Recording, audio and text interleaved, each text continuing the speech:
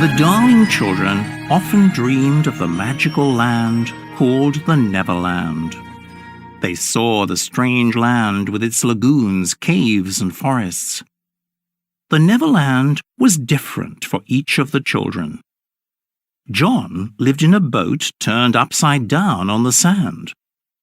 Michael lived in a wigwam, while Wendy lived in a house made of leaves sewn together. They all dreamed of Peter, however, especially Wendy. She knew that Peter Pan often came to the children's room at night while they were asleep.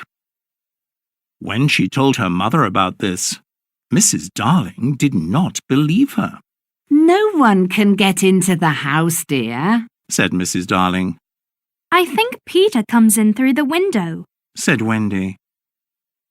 Mrs. Darling was sure that Peter was just a dream, but the next night Wendy finally met Peter Pan, and he was real. She wanted to know more about this interesting boy. "How old are you?" asked Wendy. "I don't know," said Peter. "but I am quite young. I ran away the day I was born. I didn't want to grow up, you see." Wendy was very surprised. "So where do you live now?" asked Wendy. "I live in the Neverland with the Lost Boys," said Peter. "They are boys who were lost when they were babies and their parents never found them, so they don't have mothers."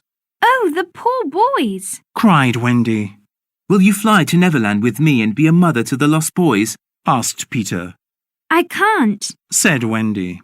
"I can't fly." "Just think of lovely thoughts and they will lift you up in the air." Wendy woke her brothers up. "Can you teach John and Michael too?" Peter blew fairy dust on them, and they began to fly around the room. Peter took Wendy's hand, and the 4 children flew out of the window and into the night sky.